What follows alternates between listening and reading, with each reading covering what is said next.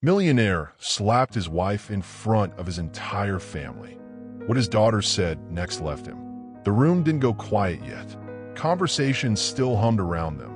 Wine glasses clinked. Laughter floated from the kitchen where staff prepared dessert. But those closest to Cole and Richard could feel the shift in energy, like the air pressure dropping before a storm. Have you ever witnessed someone you love being humiliated in public? Hi viewers, kindly tell us where you're watching from and what time it is. Warm welcome to the family. Enjoy the story. The sound of his hand hitting her face echoed louder than the crystal chandelier crashing to the floor. But what his daughter said next would destroy him completely. It was supposed to be perfect. The Hampton estate glowed with warm light from every window. Luxury cars lined the circular driveway. And inside, 50 of New York's wealthiest families gathered to celebrate. Cole Harrison had spared no expense for his daughter's 16th birthday. The dining room sparkled with silver and crystal. Fresh white roses cascaded from tall vases, and a three-tier cake waited in the center of it all, 16 candles ready to mark another year of their charmed life. But perfection has a way of shattering when you least expect it. The evening started like every other Harrison gathering. Cole worked the room with practiced ease, his tailored suit fitting his tall frame perfectly, his smile bright and confident as he shook hands and shared business stories. At 48, he commanded attention wherever he went. Success had carved his features into sharp lines, and his dark hair, touched with silver at the temples, gave him the distinguished look of a man who'd built an empire from nothing. Naomi moved through the crowd with quiet grace, her emerald dress hugging her curves in all the right places. At 36, she still turned heads, her dark skin glowing under the chandelier light, her smile warm but careful. She learned to navigate these circles over the years, to be charming without being threatening, beautiful without being too bold. Tonight, though, something felt different. There was tension in the way Cole's hand pressed against the small of her back when he introduced her to guests, his fingers gripping just a little too tight, marking his territory. Their daughter, Emma, stood near the grand piano, laughing with friends from her private school. 16 looked good on her, tall like her father, with Naomi's gentle eyes and a confidence that came from never wanting for anything. She wore a simple black dress that cost more than most people's monthly salary, her long curls pinned elegantly at her neck. To everyone watching, she was the picture of privileged youth, blessed with beauty, brains, and a trust fund that would set her up for life. The conversation that changed everything started innocent enough. One of Cole's business partners, a man named Richard who'd had too much wine, made a comment about mixed families becoming more common these days. "It's good to see," he said, raising his glass toward Cole and Naomi. "Shows how far we've come as a society." Cole's jaw tightened almost invisibly. "What exactly do you mean by that, Richard?" "Oh, come on, Cole. I'm just saying your family is beautiful. Naomi's brought something special to your world. Different perspective, you know." The room didn't go quiet yet. Conversations still hummed around them. Wine glasses clinked. Laughter floated from the kitchen where staff prepared dessert. But those closest to Cole and Richard could feel the shift in energy, like the air pressure dropping before a storm. "Different perspective," Cole repeated, his voice dropping to that dangerous tone his family knew too well. "What kind of different perspective would that be?" Richard, oblivious to the warning signs, kept digging his hole deeper. "You know what I mean. Urban background, street smart. She probably keeps you grounded, right? Remind you where real people come from." That's when Cole's mask slipped completely. "Street smart." His voice cut through the room like broken glass. "Is that what you think of my wife, Richard? That I picked her up from the street?" Now the room did go quiet. 50 conversations died at once. Forks stopped moving. Wine glasses paused halfway to lips. Even the staff in the doorway froze. Emma looked up from her friends, confusion clouding her face. Naomi stepped forward, her voice calm and steady. "Cole, you didn't mean anything by it. Let's just..." "Don't." Cole whipped around to face her, his eyes blazing with something ugly and familiar. "Don't you dare defend him. Don't you dare make excuses for people who think they know where you came from." "I'm not making excuses for anyone," Naomi said quietly. I'm trying to keep your daughter's birthday party from turning into a scene." "My daughter's birthday party?" Cole's voice rose another notch. "Since when do you get to decide what's appropriate for my daughter?" The words hung in the air like poison. Emma's friends shifted uncomfortably, suddenly very interested in their shoes.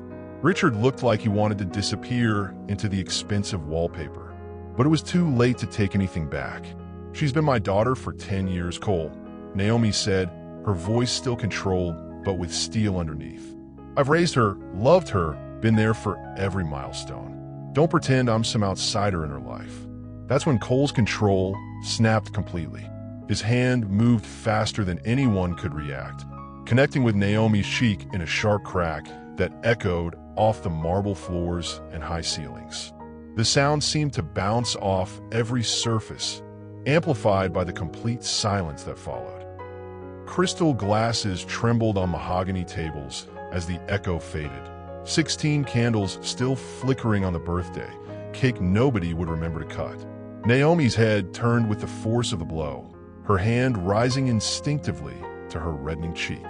But she didn't cry. She didn't run. She stood there with a dignity that made Cole's violence look even smaller and more pathetic. For a moment that stretched like hours, nobody moved. Nobody breathed.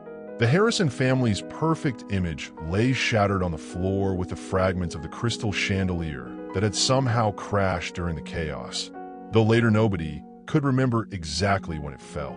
Then Emma stood up. At 16, she looked every inch her father's daughter in that moment. Tall, commanding, unafraid. But the words that came out of her mouth were pure protection, pure love for the woman who'd raised her since she was 6 years old. "Don't you ever," she said, her young voice carrying across the room with shocking authority, "touch my mother again." Cole turned toward his daughter, his face still twisted with rage. "Emma, you don't understand." "I understand perfectly." Emma stepped closer, her hands shaking but her voice steady. "I understand that you just hit the best woman I've ever known in front of 50 people. I understand that you think your money gives you the right to treat people like garbage. And I understand something else." She paused, looking around the room at all the shocked faces, at the phones that were probably already recording, at the future that was about to change forever for all of them. "I understand that it's time everyone knew the truth about what kind of man you really are." Standing in her birthday dress, tears streaming down her face, their daughter's voice cut through the silence. "Tell them about Atlanta, Dad. Tell them what you really did to my real mother." Have you ever witnessed someone you love being humiliated in public? What would you do if you saw your parent strike the other? Drop your thoughts below. The night was just beginning, and what came next would tear apart everything the Harrison family had built. But first, you need to understand that Emma wasn't just defending her stepmother. She was about to expose the lie that had funded their entire life. She wasn't just defending her stepmother. She was exposing the lie that built their family fortune. The words hit the room like a bomb going off in slow motion. Conversations didn't just stop, they imploded. 60 pairs of eyes swung from Emma to Cole to Naomi and back again, processing what the teenager had just said. Real mother? Atlanta? What did any of that mean? Cole's face went through a series of changes that would have been almost funny if the situation wasn't so devastating. First confusion, then recognition, then panic, and finally a desperate attempt to regain control. But it was too late. The secret he'd buried for 16 years had just been dug up by his own daughter at her birthday party, in front of everyone who mattered in his social and business circles. "Emma, you don't know what you're talking about," he said, his voice strained as he tried to sound calm. "You're upset. You're confused." "I'm not confused about anything," Emma shot back, wiping tears from her face with the back of her hand. "I found my birth certificate, Dad. The real one. Not the fake one you had made when you married Naomi and adopted me legally." Whispers spread through the room like poison in champagne. Each guest's face a study in shock and calculation. Friendships and business deals crumbling in real time. Phone screens lit up as people started texting, probably already alerting others who weren't there. By morning, this would be the story everyone in their circle would be talking about. Richard, the man whose innocent comment had started this whole mess, looked like he wanted to crawl under the Persian rug. Other guests began gravitating toward the exits, sensing that they were about to witness something that would ruin reputations and end careers. But most stayed, drawn by the same morbid fascination that makes people slow down at car accidents. Naomi still stood where Cole had struck her, her hand no longer on her cheek, but hanging at her side. Her face was unreadable, but there was something in her eyes. Not surprise, not shock, but something else. Something that looked almost like satisfaction. "Emma," she said quietly, "maybe this isn't the time or place." "When is the time?" Emma turned toward the woman who'd raised her, and her voice cracked with emotion. "When is it the right time to tell the truth about how he abandoned us? About how he left you pregnant and alone in Atlanta while he came back to his perfect life in New York?" The room erupted in muted chaos. Hushed conversations broke out in every corner as people processed what they were hearing. Cole Harrison, successful businessman and pillar of the community, had abandoned a pregnant woman? The same Cole Harrison who gave speeches about family values at charity events? Cole lunged toward Emma, his face red with rage and desperation. "That's enough. You have no idea what you're talking about, and you're making a fool of yourself in front of all these people." But as he reached for his daughter's arm, intending to silence her by force if necessary, Naomi finally spoke. Her voice was calm, steady, and absolutely devastating. "Don't touch her," she said, stepping between Cole and Emma. "She's not lying about Atlanta, and I have the photos to prove it." The sentence landed like a physical blow. Cole stopped dead in his tracks, his hands still extended toward Emma, his mouth opening and closing like a fish out of water. Because in that moment, everyone in the room understood that this wasn't just a teenage girl having an emotional breakdown. This was something much bigger, much more planned, much more dangerous. Naomi reached into her purse with deliberate calm, pulling out her phone. Her fingers moved across the screen with practiced ease, as if she'd done this before, as if she'd been preparing for this moment for years. 23 years old, she said, her voice carrying clearly across the silent room. Pregnant with his child. He promised to leave his wife, promised to start a new life with me. Instead, he disappeared one night and left me with nothing but a business card and a baby due in 3 months. She held up her phone, and even from across the room, people could see the photos on the screen. Young Cole and young Naomi, clearly intimate, clearly in love, clearly planning a future together. Hotel rooms and restaurant dates, hands intertwined, his arms around her swollen belly. "I kept everything," Naomi continued, her voice growing stronger with each word. "Every receipt, every photo, every love letter he wrote promising me forever. I've been carrying proof of his betrayal for 16 years, waiting for the right moment to show the world who Cole Harrison really is." The room was completely silent now, except for the sound of people barely breathing. Even the staff had stopped pretending to work and were staring openly at the unfolding drama. Cole's business partner Marcus stepped forward, his face pale. "Cole, is this true? Did you have an affair while you were married to Catherine?" Catherine, Cole's first wife, who had died in a car accident 10 years ago. The woman everyone remembered as the perfect society wife. The mother of his older son who was away at college. The woman who had never known that her husband had fathered another child with another woman while they were still married. "It was complicated," Cole said desperately, looking around the room at faces that were no longer friendly, no longer impressed by his wealth and success. "You don't understand the whole situation." "The whole situation," Emma interrupted, "is that you cheated on your wife, got another woman pregnant, abandoned them both, and then 10 years later, when mom tracked you down, you pretended to fall in love with her all over again, so she wouldn't expose you." This time, the gasps were audible. Someone dropped a wine glass, and it shattered on the marble floor, the sound sharp and final in the thick silence. But Emma wasn't done. Standing there in her designer dress, with tears streaming down her face, she looked both heartbreakingly young and terrifyingly mature. "Except mom did fall in love with you," she continued, looking directly at Cole. "She fell in love with the man she thought you'd become. She believed you when you said you'd changed, when you promised to be the father you'd never been to me. She gave you 10 years of her life, 10 years of believing that maybe people really can change. Naomi's careful composure finally cracked. A single tear rolled down her cheek as she looked at the girl she'd raised. The daughter who understood everything, who'd been watching and learning and protecting her even when she thought she was protecting Emma. But tonight, Emma said, her voice rising with righteous anger, "Tonight you showed everyone exactly who you really are. The kind of man who hits a woman in public. The kind of man who thinks his money makes him untouchable. The kind of man who destroys everything good that comes into his life." Cole made one last desperate attempt to regain control. "Everyone needs to leave," he announced, his voice cracking. "This is a private family matter, and—" "No," Emma said firmly. "These people deserve to know what kind of man they've been doing business with. What kind of man they've been inviting into their homes, trusting with their investments." She looked around the room, making eye contact with as many people as possible. "My father built his fortune on lies. He built his reputation on abandoning the women who loved him. And he built this family on a foundation so rotten that it was always going to collapse eventually. Tonight, it finally did. What happens when the person you trust most holds your deepest secret? Have you ever discovered a family member wasn't who you thought they were?"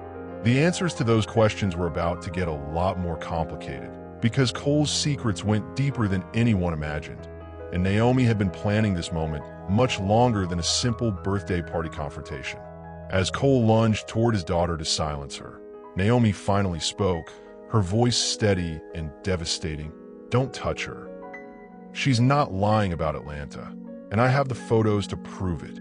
20 years ago in Atlanta, Cole Harrison didn't just meet his future wife, he destroyed his first one. The photos on Naomi's phone told a story that nobody in that Hampton Estate dining room was prepared to hear. But to understand how they'd all ended up in this moment, Cole red-faced and desperate, Emma crying but defiant, Naomi holding evidence of a 20-year deception, you had to go back to the beginning. Back to a sweltering summer in Atlanta when a young real estate developer from Connecticut met a college student from Detroit who would change his life forever. Cole Harrison was 32 that summer, already successful but hungry for more. He made his first million flipping houses in Connecticut, but the real money was in the South. Luxury developments, vacation homes, commercial properties that could triple his investment in just a few years. Atlanta was booming, and Cole wanted his piece of the action. He'd been married to Catherine for 8 years by then, a safe marriage to a woman from the right family with the right connections. Catherine was pretty in that untouchable way that wealthy women perfected. Blonde, thin, always perfectly dressed, never a hair out of place. She gave him respectability and access to social circles that his working-class background couldn't have opened. But she also gave him something he was getting tired of: predictability. Their Connecticut life was mapped out like a business plan. Charity events on Thursdays, dinner parties on Saturdays, church on Sundays. Catherine wanted children but struggled to conceive, and Cole found himself spending more and more time traveling for work, extending business trips longer than necessary, staying in hotels instead of rushing home to a house that felt more like a museum than a home. That's the frame of mind he was in when he walked into a coffee shop near Georgia Tech and saw Naomi Williams behind the counter. She was 23, putting herself through graduate school with a combination of student loans, part-time jobs, and sheer determination. Her family in Detroit had scraped together what they could help her, but most of her education was funded by her own hard work. She wore her hair natural then, a beautiful crown of curls that caught the Georgia sunlight streaming through the coffee shop windows. Her smile was genuine in a way that Cole had almost forgotten existed. Not calculated or practiced, but real. The Georgia heat made everything shimmer like a mirage that summer, including Cole's promises to the pregnant woman he would abandon by autumn. But that first day in the coffee shop, abandonment was the farthest thing from his mind. All he could think about was how Naomi's laugh sounded like music, how her eyes lit up when she talked about her studies, how she treated him like a regular person instead of a wealthy businessman to be impressed or intimidated by. "You're not from around here," she said, handing him his coffee with a smile that made his chest tighten in ways it hadn't in years. "Connecticut," he replied, suddenly wishing he had a more interesting answer. "Down here working on some development projects." "Development projects?" she repeated, wiping down the counter. "That's a fancy way of saying you're tearing down old buildings to put up new ones?" "Sometimes," he admitted, surprised by her directness. "But sometimes we're building something that wasn't there before, creating opportunities, bringing business to communities that need it." She studied his face for a moment, and he had the uncomfortable feeling that she could see right through him. "And which kind is it this time? Creating opportunities or just creating profits?" It was a question that would haunt him later, after everything fell apart. But in that moment, looking into her intelligent, challenging eyes, he found himself wanting to be the kind of man who would give her the right answer. Their affair began 3 days later. Cole told himself it was just physical attraction, just a distraction from the stress of work and the emptiness of his marriage. But Naomi was nothing like the women in his Connecticut circles. She challenged his ideas, called out his assumptions, made him think about things beyond profit margins and property values. When she looked at him, she saw potential for something better than what he was. The hotel room where they first made love was nothing special, a mid-range chain off the interstate, clean but generic. But the way she touched him, the way she looked at him like he was worth something more than his bank account, made it feel like the most luxurious place in the world. "I've never done this before," she whispered against his neck as he kissed her collarbone, his hands tracing the curves of her body like he was mapping new territory. "Done what?" he asked, though he knew what she meant. There was something untouched about her, something precious that made him want to be gentle even as his desire burned hot and desperate. "Been with a married man," she said, pulling back to look at him directly. "Been with someone who belongs to someone else." He should have stopped then. Should have put his clothes back on and walked out of that hotel room and never seen her again. Instead, he cupped her face in his hands and made her a promise that would destroy multiple lives. "I don't belong to anyone else," he said, meaning it in that moment more than he'd ever meant anything. "Not really. Not the way I want to belong to you." They spent the next 3 months building a fantasy together. Cole extended his business trips, finding reasons to stay in Atlanta longer than necessary. He rented a small apartment near her campus, a place that felt more like home than the mansion in Connecticut ever had. He would pick her up after her classes, take her to dinner at little restaurants that weren't listed in any guidebooks, walk with her through neighborhoods where nobody knew his name or cared about his money. Naomi showed him a different version of himself, someone who could be spontaneous, who could laugh at simple jokes, who could find joy in things that cost nothing. She introduced him to her friends, graduate students, and young professionals who accepted him based on how he treated Naomi, not what he could do for them. For the first time in his adult life, Cole felt like he was living authentically instead of performing a role. The night she told him she was pregnant, they were lying in their little apartment after making love, her head on his chest, his fingers tracing patterns on her bare shoulder. "I have something to tell you," she said quietly, and something in her tone made his heart race with anticipation instead of fear. "I'm listening," he murmured, kissing the top of her head. "I'm pregnant," she whispered. "We're gonna have a baby."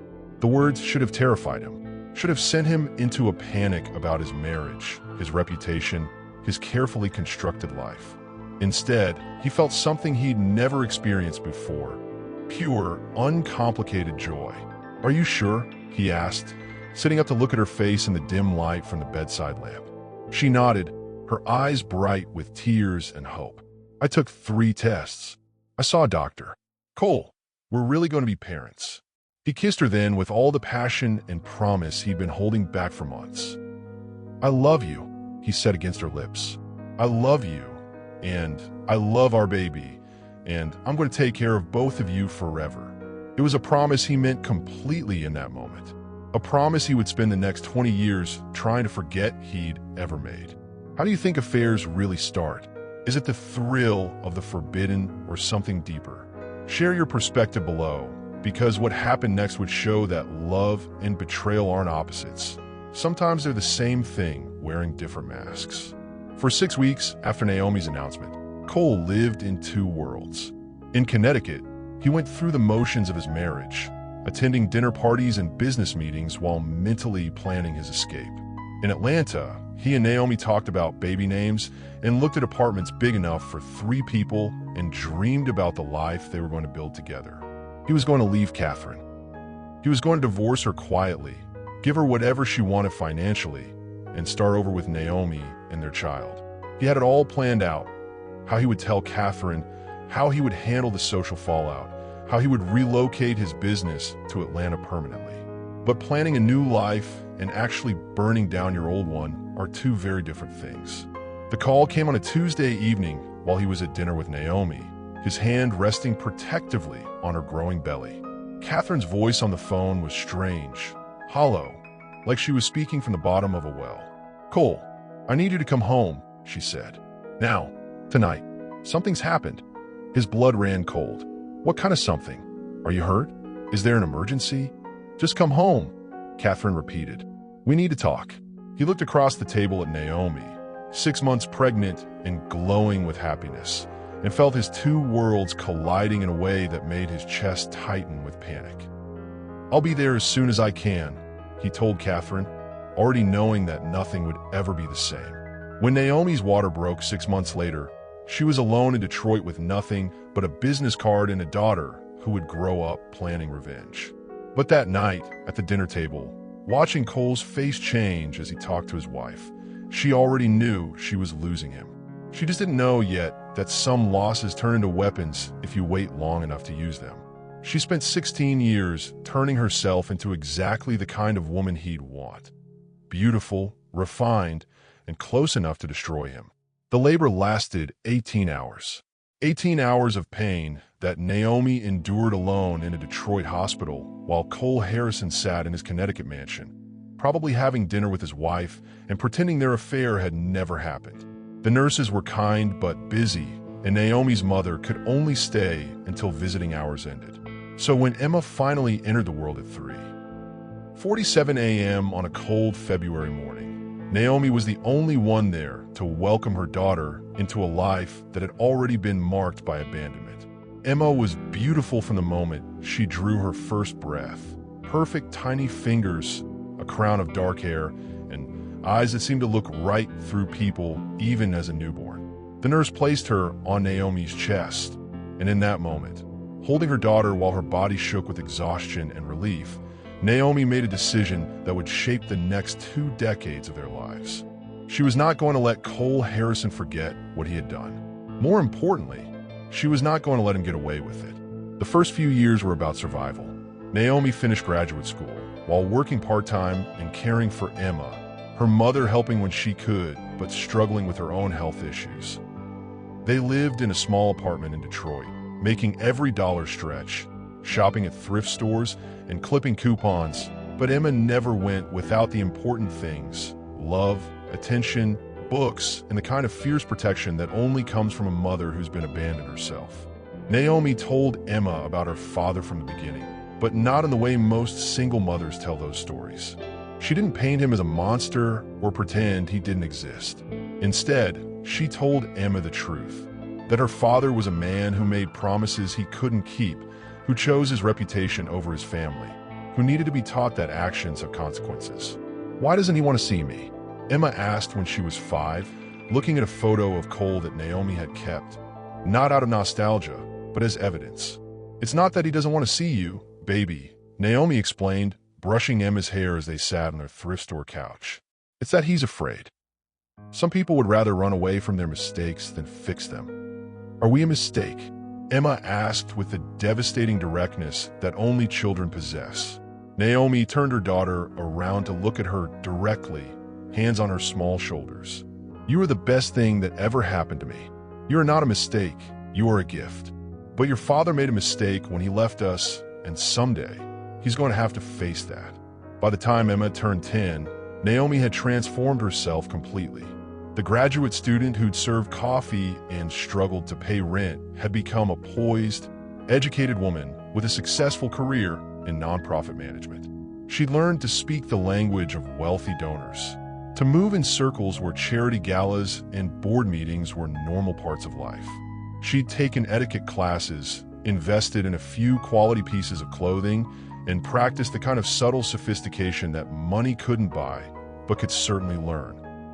More importantly, she'd been tracking Cole Harrison's life with the dedication of a detective. She knew about his successful real estate empire, his social connections, his wife Catherine's death in a car accident 3 years earlier. She knew he had an older son from his first marriage, knew about his charitable donations, and his reputation as a family man in New York society. She also knew he was lonely. The plan crystallized when Emma turned 12 and started asking harder questions about why they'd never contacted her father, why they'd never tried to be part of his life. "Because we're going to," Naomi told her daughter one evening as they sat at their kitchen table, Emma doing homework while Naomi worked on her laptop. "But we're going to do it right. We're going to do it when we're ready, when we're strong enough, when we have something he wants." "What does he want?" Emma asked, looking up from her math homework. Naomi smiled, but it wasn't a warm expression. "He wants to be seen as a good man. He wants people to respect him, to admire him, to think he's someone worth knowing. And we're going to give him exactly what he wants, right up until the moment we take it all away." The move to Atlanta was carefully orchestrated. Naomi got a job with a prestigious nonprofit that worked with wealthy donors throughout the Southeast. She rented a tasteful apartment in the right neighborhood, enrolled Emma in a good school, and began the delicate process of inserting herself into Cole's orbit. It took 6 months of strategic appearances at charity events and business functions before she accidentally encountered him at the country club where they'd first reunited. The country club where they accidentally met again gleamed with old money and older secrets. The perfect stage for a woman who'd learned to play by their rules better than they did. Cole's reaction to seeing her again was everything she'd hoped for and more. The shock in his eyes, followed quickly by guilt, then desire, then confusion. All of it played across his face like a movie she'd been directing in her mind for years. "Naomi," he said her name like a prayer and a curse combined. "What are you doing here?" "I work here," she replied simply, gesturing to the nonprofit fundraising event happening around them. "I moved to Atlanta last year. New job opportunity." She watched him process this information, watch him look around the room to see who might be watching them, who might overhear their conversation. Always calculating, always worried about appearances. Something's never changed. "You look," he started, then stopped, clearly struggling for words. "Different," she suggested with a small smile. "I suppose I am. 16 years will do that to a person." "I try to find you," he said quietly, desperately. "After Catherine died, I tried to track you down, but you'd moved and it was a lie, and they both knew it." But Naomi had learned the value of letting men tell themselves comfortable stories. "Did you?" she asked mildly. "Well, I'm here now." The conversation that followed was carefully choreographed on her part, natural and desperate on his. He asked about her life, her work, whether she was married. That last question asked with a casual tone that fooled neither of them. She answered selectively, giving him just enough information to intrigue him while keeping the most important details to herself. She didn't mention Emma. Not yet. That revelation was for later, when he was already invested, already emotionally compromised. Tonight was just about re-establishing contact, about reminding him of what they'd once had and what he'd thrown away. But as the evening progressed, as Cole's attention became more focused and intense, as his hand brushed hers when he handed her a drink and lingered just a moment too long, Naomi felt something she hadn't expected: actual attraction. Not just the physical pull that had drawn them together 20 years ago, but something deeper. He'd aged well, the silver in his hair making him look distinguished rather than old. Success having given him a confidence that was genuinely attractive. More dangerous than that, she found herself remembering why she'd fallen in love with him in the first place. When he focused on her completely, when he asked questions and actually listened to her answers, when he looked at her like she was the most fascinating person in the room, it was intoxicating in a way that threatened to derail her carefully laid plans. "Have dinner with me," he said as the event wound down, his voice carrying that same intensity she remembered from their hotel room encounters. "Tomorrow night. I know a place, quiet, private. We could catch up properly." She pretended to consider it. Though her answer had been decided months before this conversation, ever happened. "All right," she said finally. "But Cole? I'm not the same woman you knew 20 years ago. I'm not going to be impressed by expensive restaurants or fancy hotels. If you want to see me again, it has to be because you're genuinely interested in who I've become, not who I used to be." The challenge in her voice was deliberate, designed to intrigue him and establish her as someone who wouldn't be easily won over. But as she spoke, she realized she partly meant it. The game she was playing had rules, but somewhere in the back of her mind, she was curious about what would happen if the game became real. "I understand," he said, and for a moment, his expression was completely sincere. "I want to know who you are now, Naomi. I want to understand what I—" He stopped himself before completing the sentence, but they both knew what he'd been about to say. "What I lost, what I threw away, what I've regretted every day since." Their first official date was everything he'd promised. Quiet, private, focused on conversation rather than spectacle. Cole had chosen a small restaurant tucked away in a part of Atlanta that felt intimate rather than showy. Over wine and dinner that neither of them really tasted, they rebuilt the connection that had been severed 20 years earlier. But this time, Naomi was in control. She learned to read people during her years in nonprofit work, to understand what motivated donors and board members, what made them feel important and generous. The skills translated perfectly to managing Cole's emotions and expectations. She gave him just enough vulnerability to make him feel trusted, just enough challenge to keep him interested, just enough warmth to remind him of what they'd once shared. "Tell me about your daughter," he said during their third dinner together, and Naomi's heart stopped for just a moment. "My daughter," she repeated carefully.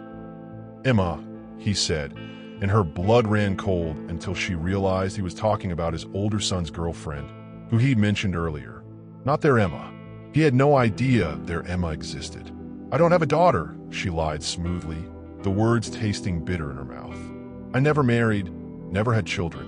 My career became my focus instead." It was cruel to deny Emma's existence, and it felt like a betrayal every time she said it. But it was necessary. Emma was her trump card, her ultimate weapon, and she couldn't play that hand until Cole was completely invested in their relationship. 6 months of careful courtship followed. Cole pursued her with the intensity of a man trying to reclaim lost time, while Naomi maintained just enough distance to keep him hungry for more. The night he proposed, they were in the same hotel where they first made love 20 years earlier. Cole had booked the penthouse suite this time, surrounding her with luxury that should have impressed her, but only reminded her of everything he'd chosen over their family. Champagne chilled in an ice bucket, roses filled every surface, and the ring he pulled from his jacket pocket probably cost more than she'd made in her first 3 years as a single mother. "I know I don't deserve another chance," he said, dropping to one knee on carpet that cost more per square foot than most people's rent. "I know I hurt you. I know I made the wrong choice. But I'm not the same man I was 20 years ago." She looked down at him, wealthy, powerful Cole Harrison on his knees before her, and felt a complicated mix of satisfaction and genuine emotion. This was what she'd worked toward for 16 years. This was the moment when he would give her access to everything. His money, his social circle, his reputation, his trust. "I love you," he continued, his voice thick with emotion that seemed real. "I've loved you since that first day in the coffee shop, and I've regretted losing you every single day since. Marry me, Naomi. Let me spend the rest of my life making up for the mistake I made."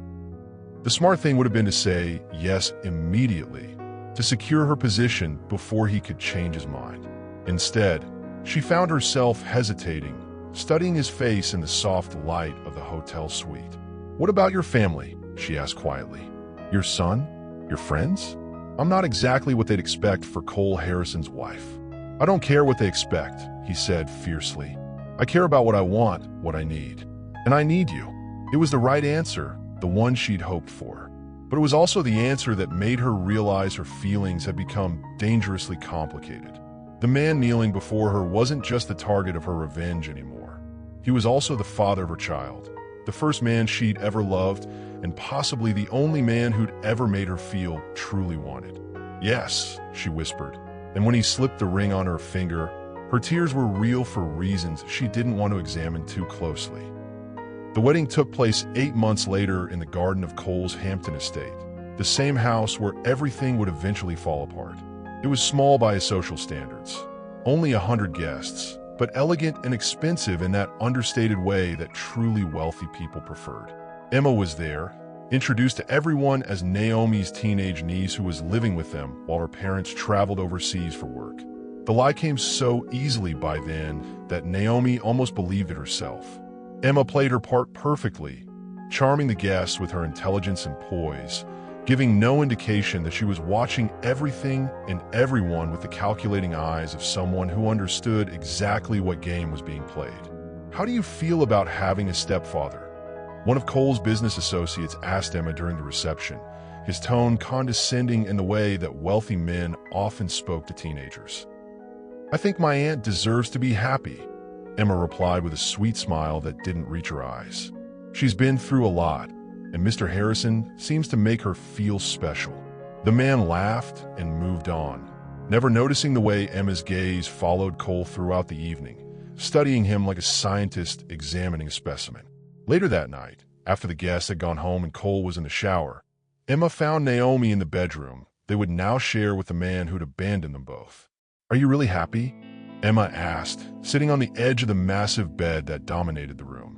Naomi looked at her daughter, 16 now, beautiful and intelligent and far too aware of adult complications for her age, and struggled for an honest answer. "I don't know," she admitted finally. "I know I should be. This is what we planned for, what we worked toward. But it's harder when you actually care about him," Emma finished, demonstrating the insight that sometimes made Naomi forget how young she really was. "Yes," Naomi whispered. "It's much harder when you care." They looked at each other in the dim light of the bedroom, two women bound together by secrets and shared purpose. And Naomi realized that her daughter understood the complexity of their situation better than anyone. "We can still back out," Emma said quietly. "We can disappear again, start over somewhere else. You don't have to go through with this if you're having second thoughts." It was a generous offer from a girl who'd spent her entire life waiting for justice, and it made Naomi love her daughter even more fiercely. "No," she said finally, reaching over to squeeze Emma's hand. "We come too far to quit now. And besides, he needs to face what he did. Not just to us, but to his first wife, to all the promises he's broken over the years." Emma nodded, her expression serious beyond her years. "Just promise me something?" "What?" "Promise me that when this is over, when he knows the truth and pays the price, you'll still be okay. That you won't let destroying him destroy you too." It was a promise Naomi wasn't sure she could keep, but she made it anyway. "I promise, baby. No matter what happens, we'll be okay." The next morning, as Cole made coffee and talked excitedly about their honeymoon plans, Emma left for school with a kiss on both their cheeks and a reminder about her upcoming birthday party.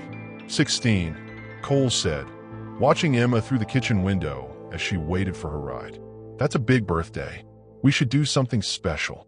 "She'd like that," Naomi replied, already knowing exactly how special Emma's 16th birthday party was going to be.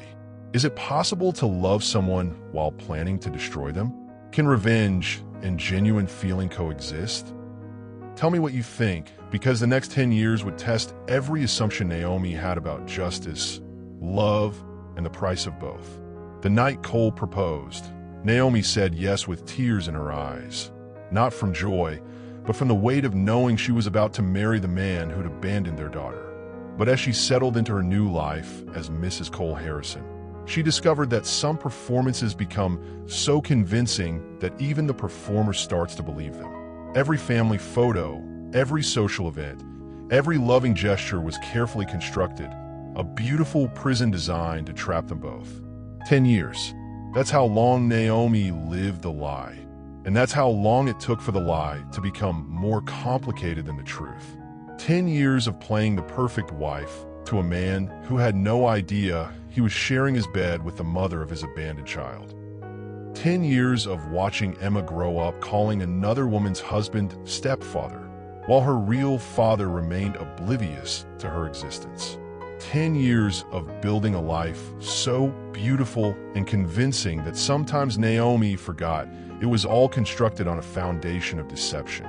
Their Hampton estate rose from manicured lawns like a monument to success, each room decorated with love and lies in equal measure. The house had 12 bedrooms, 8 bathrooms, a library that Cole never used but kept stocked with leather-bound books that looked impressive, and a kitchen large enough to cater parties for 100 guests.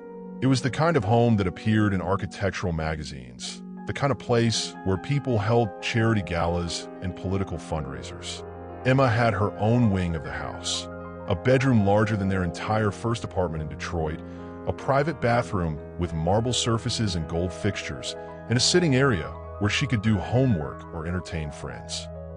To anyone looking from the outside, she was the luckiest teenager in New York, blessed with a stepfather who spared no expense on her comfort and education.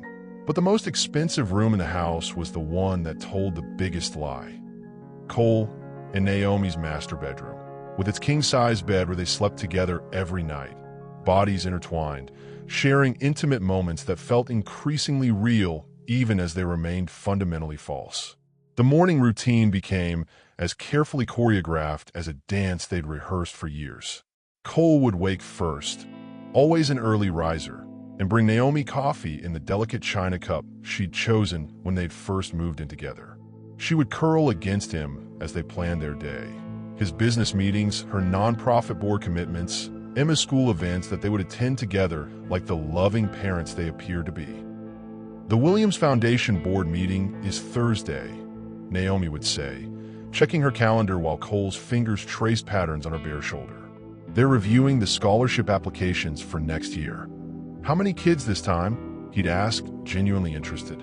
The Williams Foundation was one of Naomi's pet projects, providing educational opportunities for underprivileged youth, the kind of work that made Cole proud to be married to a woman with such noble goals. 47 applicants, she'd reply, not mentioning that she'd named the foundation after her maiden name, that every scholarship recipient reminded her of the girl she'd once been. Young, brilliant, struggling, abandoned by men who made promises they couldn't keep. "You're amazing," he'd murmur against her hair, and the sincerity in his voice would make her chest tighten with emotions she couldn't afford to feel. These moments were the most dangerous ones. The times when the line between performance and reality blurred so completely that Naomi had to consciously remember why she was there, what the end game was supposed to be. Cole's genuine affection, his obvious pride in her accomplishments, his tender touches that had nothing to do with passion and everything to do with love, all of it threatened to derail the plan she'd spent 16 years constructing. Emma watched it all with the sharp intelligence that had been evident since childhood, now sharpened by adolescence into something that could cut glass. At 16, she moved through their wealthy world with the grace of someone born to it, but her eyes held knowledge that no child should possess. The knowledge of what adults were capable of, what lives people could live, what prices everyone eventually had to pay. "You're getting too comfortable," she warned Naomi one afternoon as they sat in the garden behind the house, supposedly planning Emma's upcoming birthday party, but really having one of their coded conversations about the future. "What do you mean?" Naomi asked, though she knew exactly what Emma meant. "You smile at him differently now," Emma said, her voice calm but pointed. "You touch him when you don't have to. Last week, you brought him soup when he was sick, and you didn't do it for show. There was nobody there to see it." Naomi's hands stilled on the party planning folder she'd been reviewing. "I'm just maintaining the relationship. The better I play the role, the more access we have to." "Mom," Emma's voice cut through the excuse like a blade. "You're falling in love with him again." The accusation hung in the air between them, surrounded by the scent of roses and the sound of gardeners working on the far side of the property. It was October, Emma's 16th birthday, just 2 months away, and everything was supposed to be falling into place according to their plan. Instead, Naomi felt like she was falling apart. "He abandoned us," she said quietly, as much to remind herself as to answer Emma's concerns. "He left you without a father, and me without support when I needed it most. He chose his reputation and his marriage over his own child." "I know," Emma replied, her voice gentler now. "I know what he did, and I know he deserves to pay for it. But I also know what I see when you look at him, and it's not just about revenge anymore. Naomi closed her eyes, feeling the weight of 10 years of careful planning pressing down on her shoulders. When she opened them again, Emma was watching her with an expression that was far too mature for a 16-year-old. "Are you having second thoughts about the birthday party?" Emma asked directly. The birthday party. Their carefully planned moment of revelation, when Emma would finally confront Cole with the truth about who she really was, when all the lies would come crashing down in front of their entire social circle. It was supposed to be perfect justice. Public humiliation for a man who'd built his reputation on abandoning the people who needed him most. "No," Naomi said finally, though the word felt like swallowing glass. "We come too far to back out now. He needs to know the truth, and he needs to face the consequences of what he did." But even as she said it, she wondered if she was trying to convince Emma or herself. Their evening routine had become just as ritualized as their mornings, but more dangerous because it happened in the dark, when defenses were lower and truths had a way of slipping out. Cole would find her in their bedroom after Emma had gone to sleep, sometimes reading, sometimes working on foundation business, sometimes just sitting by the window looking out at the estate that had become both her kingdom and her prison. "Long day?" he'd ask, settling behind her on the bed and pulling her back against his chest. "Productive day," she'd reply, letting herself relax into his warmth despite every rational part of her brain screaming warnings. His hands would move to her shoulders, working out the tension that came from living a double life. And she would close her eyes and pretend that this intimacy was real, that the man touching her with such care and attention actually knew who she was. "I was thinking," he'd say, his voice rumbling through his chest against her back. "Maybe we should take a real vacation. Just the three of us. Emma's been working so hard in school, and you've been dealing with so much stress at the foundation. Where would we go?" She'd ask, even though she knew that after Emma's birthday party, there would be no more family vacations, no more quiet evenings, no more pretending that they were anything other than what they'd always been. Two people bound together by a secret that was about to destroy them both. "Anywhere you want," he'd say, and the sincerity in his voice would make her want to cry. These are the moments when her carefully constructed walls would start to crumble, when Cole's hands on her body would stop feeling like part of a performance and start feeling like something she actually wanted. When he'd turn her around to face him, his eyes dark with desire that had grown deeper and more complex over their years of marriage, she'd forget for dangerous moments that this was supposed to be about justice rather than love. "I don't deserve you," he'd whisper against her lips, and she'd think about how true that statement was for reasons he couldn't possibly understand. "Stop talking," she'd whisper back, pulling him down for a kiss that tasted of desperation and goodbye, though he didn't know it yet. Their physical relationship had evolved from calculated seduction to something that felt dangerously close to genuine intimacy. Cole made love to her with the passion of a man who knew he'd found something precious, who treated her body like a gift he'd been given after years of wanting. And despite every rational part of her mind that screamed warnings about getting too deep, Naomi found herself responding with equal intensity, her body betraying her heart even as her heart betrayed her mission. Afterward, they'd lie tangled together in expensive sheets, and Cole would trace patterns on her skin while talking about their future, plans that would never come to pass, dreams that would be shattered in 2 months when Emma finally spoke the words that would end their marriage and probably destroy them both. "I love our life," he'd say, his fingers following the curve of her waist. "I love this house, I love Emma, I love the work you do. But mostly, I love that I get to wake up next to you every morning." And Naomi would close her eyes and try not to think about how much she'd come to love it too, all of it, including him, especially him. The most dangerous part wasn't the physical attraction or even the emotional complexity. The most dangerous part was how natural it had all become, how easily she'd slipped into the role of Cole's wife and Emma's stepmother, how comfortable their routines had become, how much she'd started to depend on the stability and security that came with being Mrs. Cole Harrison. She'd built a life around destroying him, but somewhere along the way, she'd also built a life with him. And now, with Emma's 16th birthday approaching fast, she was going to have to choose which life was real and which one was just an elaborate performance that had gone on too long. Can a relationship built on deception ever become real? Have you ever had to pretend to be someone else to survive? These were the questions that haunted Naomi's sleep as Emma's birthday drew closer. And they were questions that would be answered in the most brutal way possible when their perfect family portrait finally shattered. The morning their daughter turned 16, she found her birth certificate hidden in Naomi's jewelry box and realized the birthday party would be the perfect stage for the truth. But by then, the truth had become more complicated than anyone had planned, because some lies grow so deep and strong that pulling them up destroys everything around them, including the people who planted them in the first place. The Hampton estate felt like a crime scene the next morning. Empty wine glasses sat abandoned on marble tables, lipstick stains on crystal rims telling the story of guests who fled in horror. Cole stood in his silk pajamas, staring at the mess, his empire cracking beneath his feet. His phone buzzed relentlessly. Missed calls from business partners, real estate clients, and society friends who'd witnessed his public humiliation. The Harrison name, once golden in Connecticut circles, was now poison. "Daddy," Emma's voice cut through the silence. She stood at the top of the grand staircase, still in her birthday dress from the night before. Mascara streaked down her cheeks. "Go to your room," Cole barked, his voice raw from shouting. "No." Emma descended each step slowly, her teenage defiance replaced by something harder, more dangerous. "We need to talk about what I said last night." Cole's jaw tightened.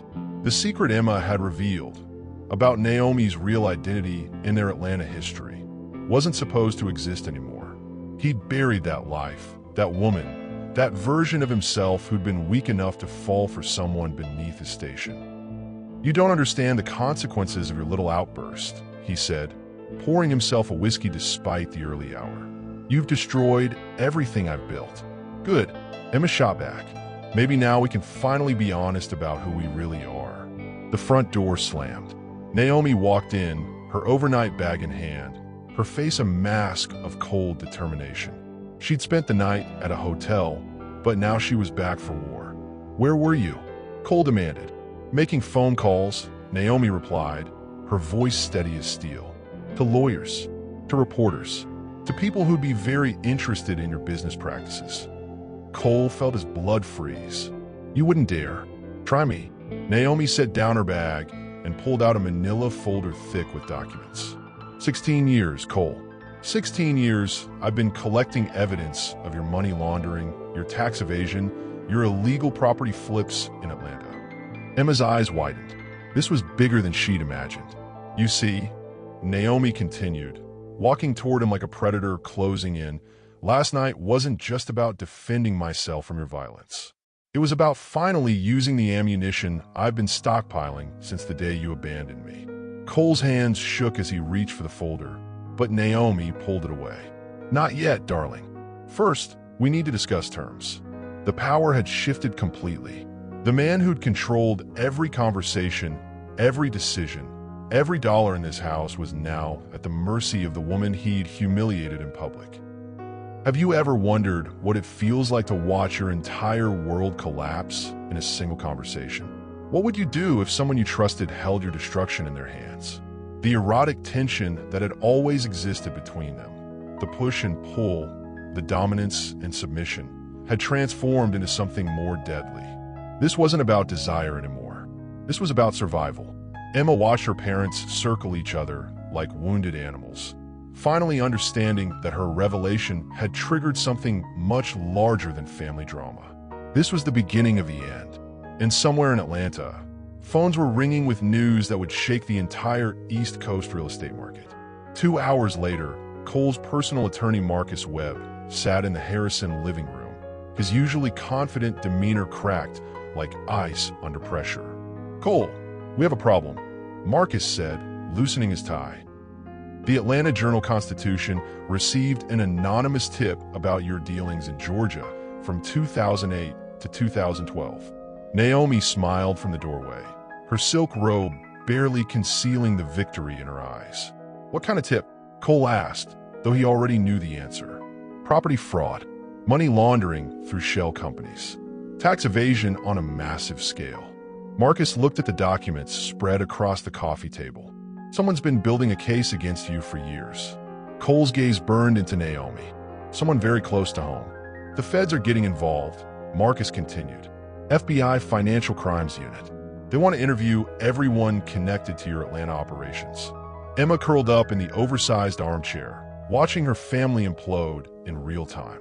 The birthday girl who just wanted her parents to stop fighting had accidentally triggered a federal investigation. How long do we have? Cole asked. They're issuing subpoenas tomorrow. Your bank records, business accounts, property transactions, everything from the last 15 years. Naomi walked closer, her bare feet silent on the marble floor. Scared, darling. The way she said it, soft, seductive, dangerous, reminded Cole of their first night together in that Atlanta hotel.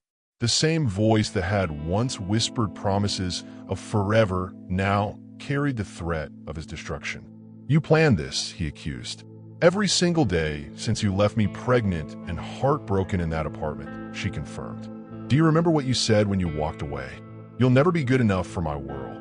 Marcus shifted uncomfortably, realizing he was witnessing something deeply personal and potentially criminal. Well, Cole, I made myself good enough. I educated myself, refined myself, researched you obsessively. I learned your business inside and out, your weaknesses, your illegal shortcuts. Naomi's voice dropped to a whisper. I became exactly what you wanted. Beautiful, sophisticated, the perfect trophy wife, just so I could get close enough to destroy you. The sexual tension between them was electric, charged with years of deception and revenge. Even now, even as she threatened his freedom, Cole felt drawn to her power, her intelligence, her dangerous beauty. But here's what I didn't plan on, Naomi continued, her fingers trailing along the back of his chair.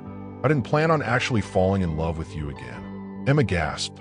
Marcus looked like he wanted to disappear. That's right, baby girl, Naomi said to Emma without breaking eye contact with Cole. Your father and I, we're not just business partners in destruction. We're still lovers caught in the most toxic relationship on the East Coast. Cole stood abruptly, grabbed Naomi's wrist, and pulled her against him. For a moment, they looked like they might kiss or kill each other. If you turn me in, you lose everything too, he growled against her ear. I know, she breathed back. That's what makes this so exciting. What do you do when the person you love most is also the person most capable of destroying you? How far would you go to protect someone who's been planning your downfall for over a decade? The FBI was coming. The media was circling. And somewhere in the space between hatred and desire, Cole and Naomi Harrison were about to find out what their marriage was really worth. That night, after Marcus left with his briefcase full of legal nightmares and Emma retreated to her room to process the chaos, Cole and Naomi found themselves alone in their master bedroom for the first time since the birthday party explosion. The king-sized bed that had witnessed 10 years of complicated marriage now felt like neutral territory in their war. So what happens now? Cole asked, loosening his shirt buttons. The stress of the day had aged him, but he still carried himself with the confidence of a man used to winning. Now, Naomi sat at her vanity, removing the diamond earrings he'd given her for their 5th anniversary. Now we decide whether we're going down together or taking each other down. She watched him in the mirror as he moved behind her, his hands settling on her shoulders. The touch sent electricity through both of them, the same magnetic pull that had started this whole mess 16 years ago in Atlanta. You know what's funny? Cole's thumbs worked the tension in her neck, a gesture that was part apology, part seduction. I never stopped wanting you, even when I hated you, even when I knew you were dangerous. Naomi leaned back against him, feeling his heartbeat against her spine. That's because we're the same kind of broken, Cole. We destroy everything we touch. His reflection met her eyes in the vanity mirror, including each other, especially each other. The conversation that followed happened in whispers, in touches, in a language they'd always spoken best. Physical, desperate, complicated. They made love like it might be their last night of freedom, which it very well could be. Afterward, lying tangled in silk sheets, they planned like the criminal masterminds they'd become. The Atlanta properties, Naomi traced circles on his chest. I can make those documents disappear. I have copies, but I also have the originals. And Emma's testimony? She's 16. Emotional, unreliable witness, especially if she recants. Cole pulled her closer. What do you want in return? Full partnership in Harrison Properties, equal ownership, and she hesitated. And the truth about why you really left me in Atlanta. Cole was quiet for so long Naomi thought he'd fallen asleep. When he finally spoke, his voice was raw with old wounds. Because my father threatened to disown me, cut off my trust fund, ruin my inheritance. He stared at the ceiling. Because I was 25 and stupid enough to think money mattered more than love. And now I'm 41 and stupid enough to think love might matter more than freedom. They were making a deal with the devil, each other. Naomi would use her evidence to protect them both, but only if Cole made her a true partner in everything he'd built. The next morning would bring FBI agents, subpoenas, and the beginning of the most public legal battle Connecticut had seen in decades. But for now, they had each other, their secrets, and a plan that was either brilliant or completely insane.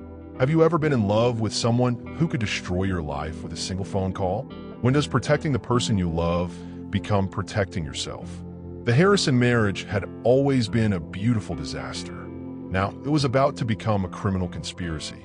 And Emma, listening through the thin walls, was learning that sometimes the adults in your life are just as lost and desperate as you are. Agent Sarah Mitchell had investigated financial crimes for 12 years, but she'd never seen a case quite like this. Standing on the circular driveway of the Harrison estate at 7 a.m. sharp, she studied the mansion that represented everything her suspect had allegedly stolen to build. The front door opened before she could knock. Cole Harrison stood there in a perfectly pressed suit, coffee mug in hand, looking like he'd been expecting her. Agent Mitchell, I presume? His smile was the kind that had charmed investors out of millions. Please come in. She'd expected lawyers, delays, demands to see warrants. Instead, she got hospitality that felt more dangerous than resistance. Mr. Harrison, we need to discuss your business operations in Atlanta between 2008 and 2012. Of course, my wife Naomi will be joining us. She was intimately involved in those ventures. Naomi appeared at the top of the staircase in a cream-colored dress that probably cost more than Agent Mitchell's monthly salary. As she descended, Mitchell noticed something calculated about her movements, like an actress making an entrance. Agent Mitchell, Naomi extended her hand. I've been expecting your call. They settled in Cole's study, surrounded by law degrees, awards, and photographs of successful property developments. Mitchell pulled out her recorder and notebook. We've received information suggesting systematic fraud in your Atlanta operations.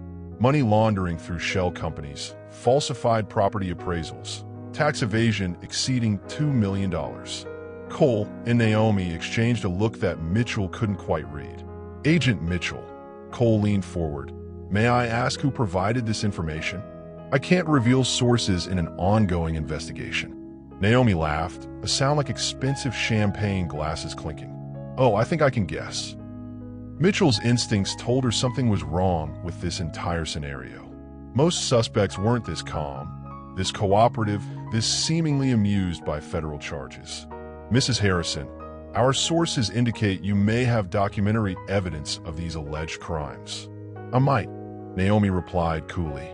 What would that evidence be worth to the Bureau? Now Mitchell was really confused. Ma'am, if you have evidence of criminal activity, you're legally obligated to. Agent Mitchell, Cole interrupted. What if I told you that someone has been blackmailing us with fabricated evidence for years? The room went quiet except for the grandfather clock ticking in the corner. Are you suggesting the allegations are false? I'm suggesting, Naomi said, standing and walking to the window, that the person who gave you this information has their own criminal motivations. Mitchell felt like she was watching a chess match where she didn't understand the rules. Who are we talking about? Cole pulled out his phone and showed her a photo. A man in his 50s with graying hair and expensive clothes. Marcus Webb, my former attorney and business partner. The same man who helped structure those Atlanta deals you're investigating. Agent Mitchell's pen stopped moving. Marcus Webb was their informant, the anonymous tipster who'd provided the initial evidence that launched this investigation.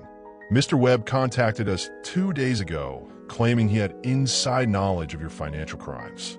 Interesting timing, Naomi mused, considering Cole fired him last month for embezzling from client accounts. The case was collapsing before Mitchell's eyes. If their key witness was actually a disgruntled ex-employee with his own legal troubles, the evidence chain was contaminated. We'll need to verify these claims, Mitchell said, gathering her materials. Of course, Cole stood to escort her out. Take all the time you need. We're not going anywhere. As Agent Mitchell walked back to her car, she had the distinct feeling she'd just been played by professionals. The question was, were Cole and Naomi Harrison innocent victims of a vengeful ex-partner? Or were they criminal masterminds who just executed the perfect deflection? Have you ever met someone who was so charming you couldn't tell if they were telling the truth or selling you the most expensive lie of your life? Back inside the mansion, Emma watched from her bedroom window as the FBI car disappeared down the driveway. Her parents had just turned the tables on their own blackmailer. But Emma knew something Agent Mitchell didn't. Everything Marcus Webb had told the FBI was absolutely true. Her parents weren't innocent victims.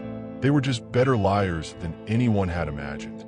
3 days after the FBI visit, Emma Harrison sat in the school counselor's office, staring at a business card Agent Mitchell had left with the principal.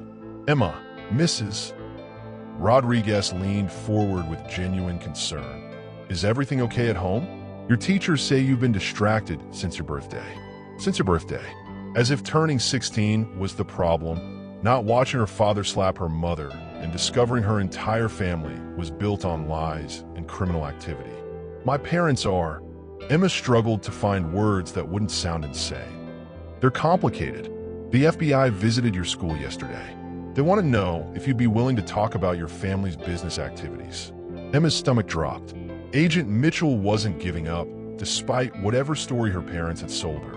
What did you tell them? That you're a minor, and any interviews would require parental consent. But Emma, if you're in danger or if you know about illegal activity, there are ways to protect you. The business card felt heavy in Emma's palm. One phone call could bring down everything her parents had built. Their marriage, their business, their freedom. It could also finally force them to stop lying to each other and to her. That evening, Emma found her parents in Cole's study, huddled over financial documents like co-conspirators planning their next heist. We need to move the offshore accounts, Naomi was saying, her finger tracing numbers on a spreadsheet. If Mitchell digs deeper into Marcus's claims, she'll find the Cayman transactions. Already handled, Cole replied, his hand resting on Naomi's lower back in a gesture that was part business partnership, part intimate relationship. The money's been cleaned and redistributed through the European holdings. They looked up as Emma entered, and for a moment she saw them clearly, not as her parents, but as two people who'd found each other in the middle of a beautiful, dangerous con game. Sweetheart, Naomi's voice immediately shifted to maternal concern. How was school? The FBI wants to interview me. The temperature in the room dropped 10 degrees. What did you tell them?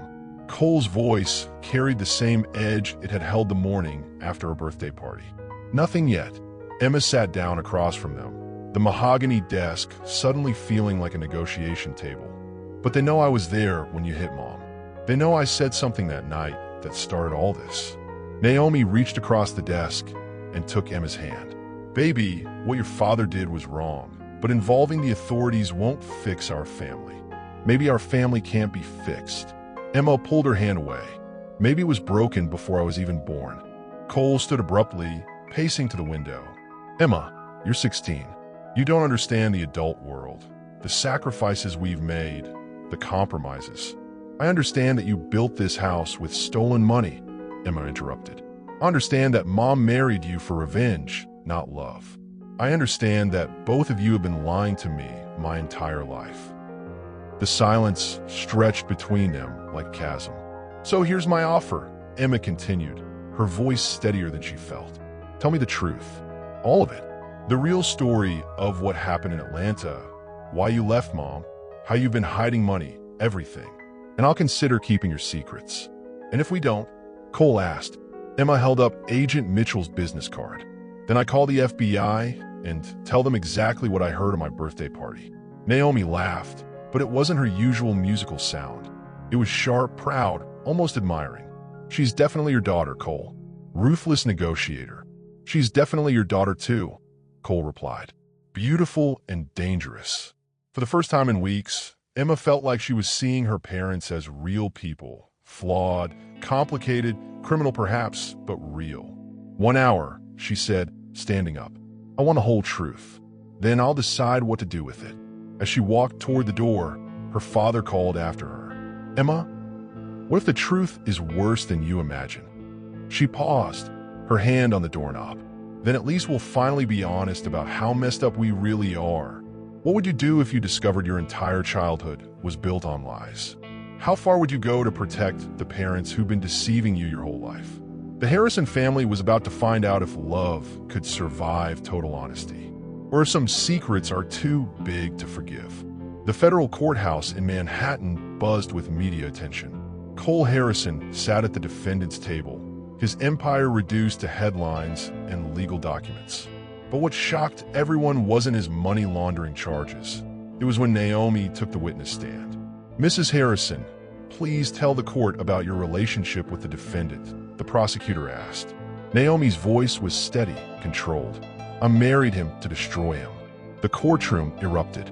Cole's face went white. His lawyer frantically whispered objections, but the damage was done. 16 years ago, Cole Harrison got me pregnant and walked away. He left me with nothing but medical bills and a broken heart.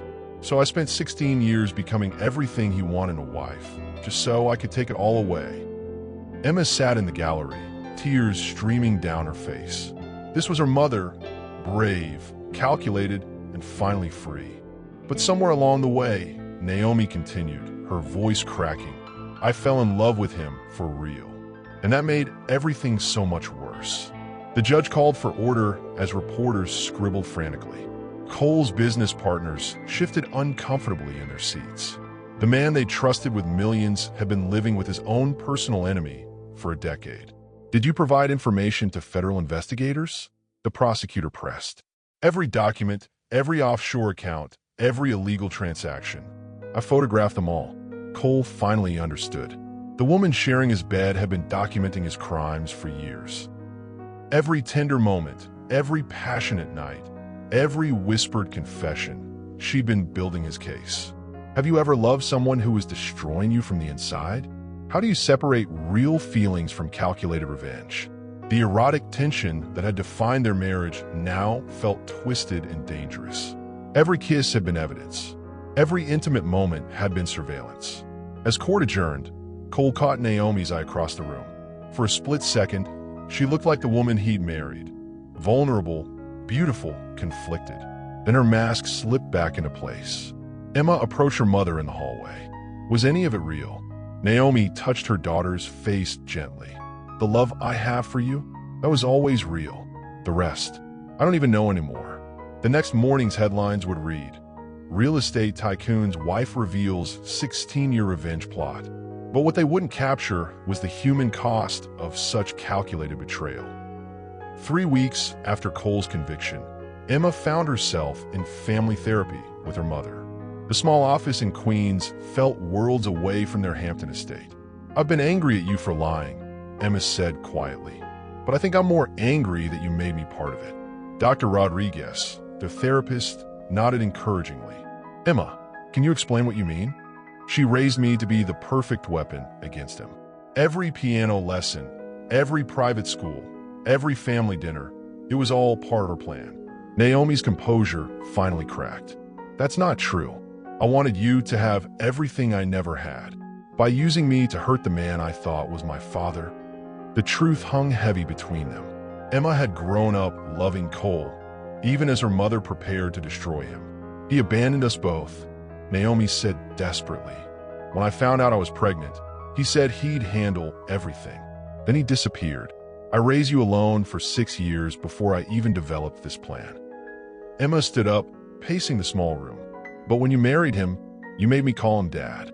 You made me love him. Because somewhere along the way, I started loving him too. Dr. Rodriguez leaned forward. "Naomi, do you think Emma has a right to be angry about being manipulated?" The question hung in the air like a challenge. Naomi had spent so many years focused on her revenge that she'd never considered the emotional cost to her daughter. Meanwhile, Cole sat in his federal holding cell, waiting for sentencing. His lawyer had advised him to write letters to his family. It might help with the judge's decision. But what do you write to a wife who deceived you for 10 years? What do you say to a daughter who isn't even yours? That night, he started writing anyway. "Dear Naomi, I know you'll probably throw this away, but I need you to know something. The night you told me you were pregnant 16 years ago, I didn't run because I didn't love you. I ran because I was already married." His hand shook as he continued writing. The truth he'd never told anyone was about to spill onto paper. "My wife was dying of cancer. She had 6 months left. I couldn't leave her, but I couldn't stay away from you either. When you told me about the baby, I knew I had to choose. I chose wrong." The letter went on for pages, detailing a marriage built on obligation, a love affair that felt like salvation, and the cowardly decision that had set everything in motion. Have you ever made a choice that haunted you for decades? How do you apologize for destroying someone's entire life? Emma and Naomi left therapy that day with more questions than answers. But for the first time in months, they were asking them together. Cole's letter arrived on a Tuesday morning. Emma found her mother sitting at their kitchen table, tears streaming down her face as she read it for the third time. "He was married," Naomi whispered. "His wife was dying." Emma sat down across from her mother, studying the handwritten pages. "Does that make what he did okay?" "No, but makes it understandable." The letter revealed details that changed everything. Cole's first wife had been battling cancer for 2 years when he met Naomi. He'd been her caregiver, watching the woman he'd married fade away slowly and painfully. "He says here that being with me felt like coming back to life," Naomi said, her voice hollow. "But when I told him about you, he realized he couldn't abandon someone who was dying." Emma felt the familiar anger rising in her chest, but this time it was different, more complicated. "So he chose her over us. He chose guilt over love, just like I chose revenge over healing." The truth was messier than either of them had wanted. Cole wasn't a monster. He was a coward who'd made an impossible choice. Naomi wasn't a victim. She was a woman who'd turned her pain into a weapon. "What do we do now?" Emma asked. Before Naomi could answer, her phone rang. Cole's lawyer was calling with news about the sentencing hearing. That afternoon, they sat in the same courtroom where Naomi had testified against her husband. But today felt different. The anger that had driven her for 16 years was replaced by something heavier: understanding. Judge Martinez looked stern as she addressed the court. "Mr. Harrison, you've been found guilty of money laundering, tax evasion, and fraud. Before I pass sentence, do you have anything to say?" Cole stood slowly, his expensive suit wrinkled from weeks in custody. "Your Honor, I've spent my entire adult life running from the consequences of my choices. I hurt people I loved, and I built my success on lies." He turned to look at Naomi and Emma in the gallery. "I can't undo the pain I've caused, but I can finally tell the truth about why I caused it." His voice broke as he continued. 16 years ago, I fell in love with an extraordinary woman. When she told me she was carrying my child, I should have been brave enough to choose love over obligation. Instead, I chose to be a coward. The courtroom was dead silent. Even the reporters had stopped scribbling. I deserve whatever punishment this court gives me. But Naomi and Emma deserve to know that every day I spent with them was real. The man who loved them wasn't pretending.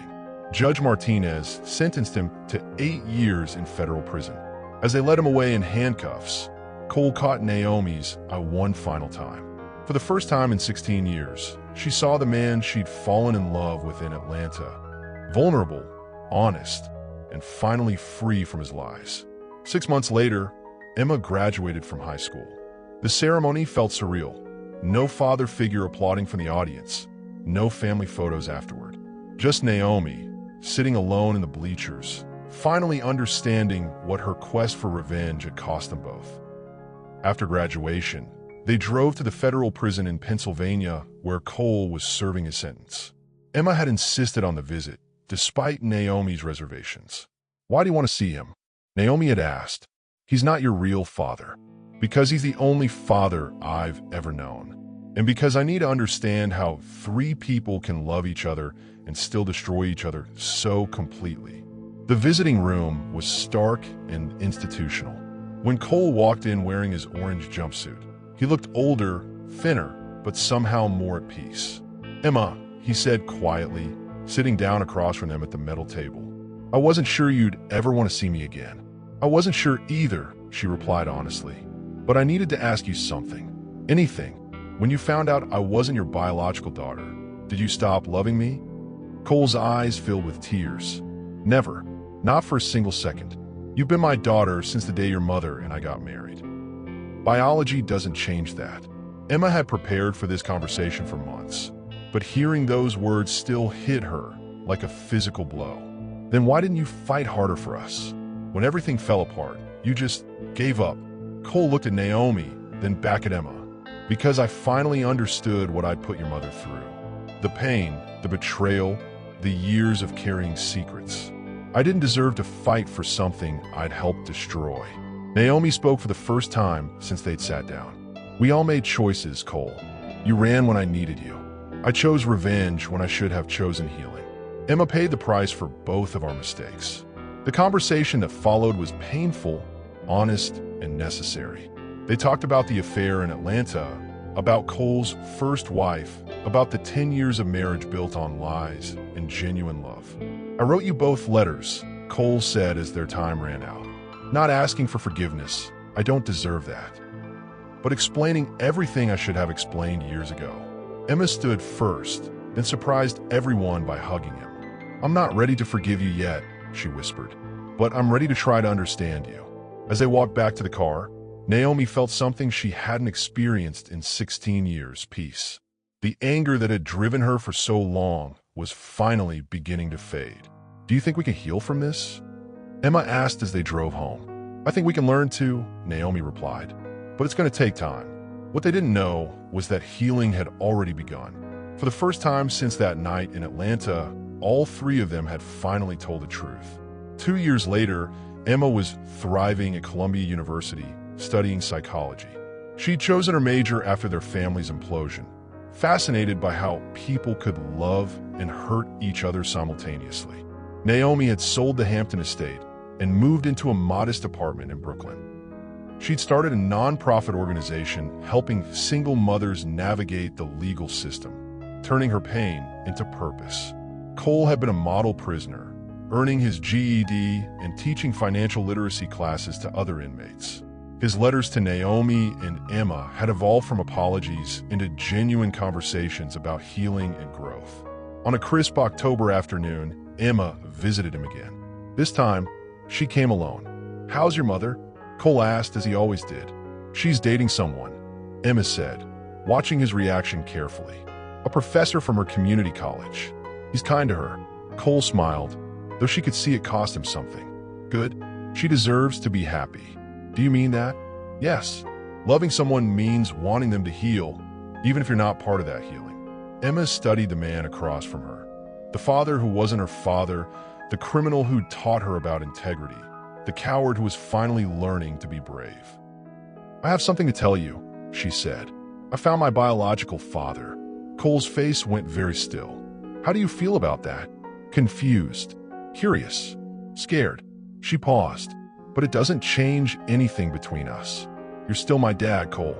Biology doesn't define family. Choice does." When their visit ended, Emma walked to the parking lot with tears in her eyes.